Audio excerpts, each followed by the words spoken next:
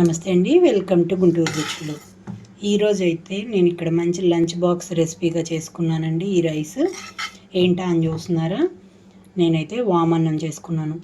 సూపర్గా ఉంటుంది ఈ విధంగా చేస్తే మాత్రం. మంచి లంచ్ బాక్స్ రెసిపీ కూడా. బయట ఎక్కడికన్నా జర్నీల్లో వెళ్ళాలి అనుకునే వాళ్ళకి ఇలా కూడా చేసి తీసుకెళ్ళచ్చు. కర్రీస్తో పనే ఉండదు, సూపర్గా ఉంటుంది. చాలా తక్కువ టైంలోనూ అయిపోతుంది. రైస్ ఉంటే చాలు. వేడివేడి అన్నమే కాదు, మనకి మిగిలిపోయిన అన్నం ఉన్నా కూడా అప్పటికప్పుడు ఇలా వేడిగా చేసుకొని తినేసేయచ్చు. ఇది ఉదయం టిఫిన్గాను పనికి వస్తుంది, ఈవినింగ్ పిల్లలు వచ్చేటప్పటికి స్నాక్గాను సూపర్గా ఉంటుంది.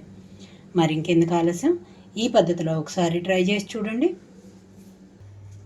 ఈరోజైతే నా లంచ్ బాక్స్ రెసిపీగా చేసుకుంటున్నానండి ఈ రైస్ని. ఇక్కడ రైస్ అయితే 1 కప్ వరకు ఉడికించి పెట్టుకున్నాను. తాలింపు గింజలు, ఎండుమిరపకాయలు అన్నీ తీసుకున్నాను. అలాగే ఇందులోకి వెల్లుల్లి రెమ్మలు 7-8 వరకు చిన్నవి నలక్కొట్టి పెట్టుకున్నాను.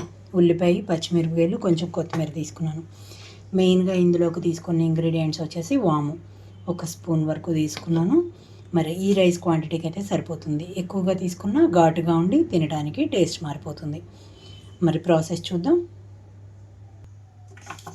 ఇక్కడైతే స్టవ్ ఆన్ చేసి పాన్ పెట్టుకున్నాను.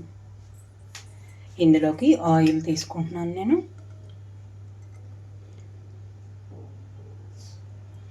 2 టేబుల్ స్పూన్స్ వరకు ఆయిల్ తీసుకున్నాను. హై ఫ్లేమ్లో ఉంచి ఆయిల్ అంతా హీట్ అవనిస్తున్నాను. ముందు ఆయిల్ అంతా హీట్ అయ్యేటప్పుడే ముందుగా ఇక్కడ నేను వాము వేసేసుకున్నాను. వాము అనేది పర్ఫెక్ట్గా వేగితేనే రైస్కి టేస్ట్ ఉంటుందండి.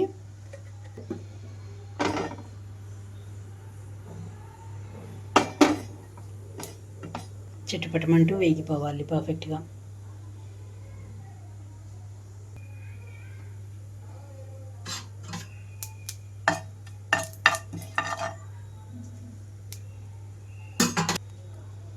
ఇవన్నీ వేగాక తాలింపు గింజలు మొత్తం వేసి వేయించుకుంటున్నాను.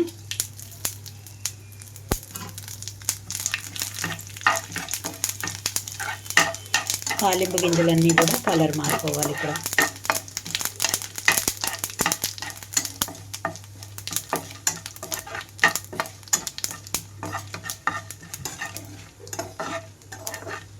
ఇక్కడ తాలింపు గింజలంతా కలర్ మారేటప్పుడే కొద్దిగా నలకొట్టి పెట్టుకున్న వెల్లుల్లి రెమ్మలు, అలాగే కొంచెం పసుపు వేసేసుకుంటున్నాను.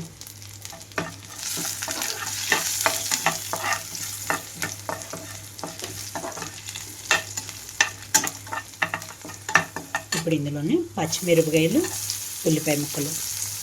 పచ్చిమిరపకాయలు, ఉల్లిపాయలు అయితే మీ ఆప్షన్ అండి. పచ్చిమిరపకాయలు వేసుకుంటే బాగుంటుంది. ఉల్లిపాయలు అనేది ఈ వామన్నంలోకి కొంతమందికి ఇష్టపడరు కాబట్టి స్కిప్ చేసుకోవచ్చు. ఇక్కడ ఉల్లిపాయలు అయితే పర్ఫెక్ట్గా వేగిపోవాలి.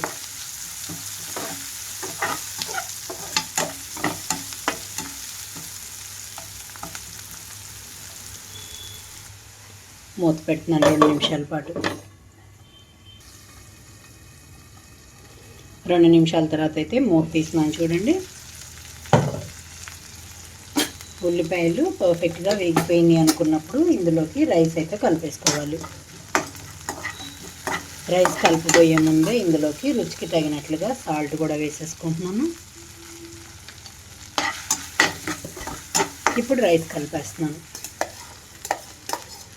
పొడి పొడిగా 1 కప్ వరకు ఉడికించి పెట్టుకున్నాను. 1కి 2 గ్లాసులు వాటర్ వేసుకొని మొత్తం అన్నం అంతా కలిపేసుకోవాలి తాలింపులో.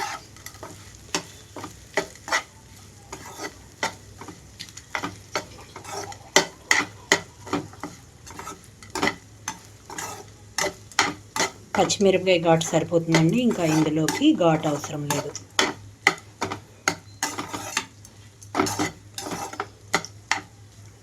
మొత్తం కలిపేసిన తర్వాత అయితే 2 నిమిషాలు మూత పెడుతున్నాను. ఈ వాము ఫ్లేవర్ అంతా కూడా రైస్కి పట్టడం కోసం. మూత పెట్టబోయే ముందే కొంచెం కొత్తిమీర కూడా కలిపేస్తున్నాను.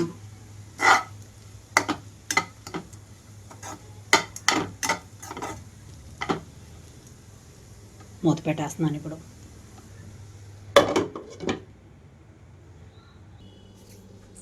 2 నిమిషాల తర్వాత మూత తీసేస్తున్నాను. ఇంకా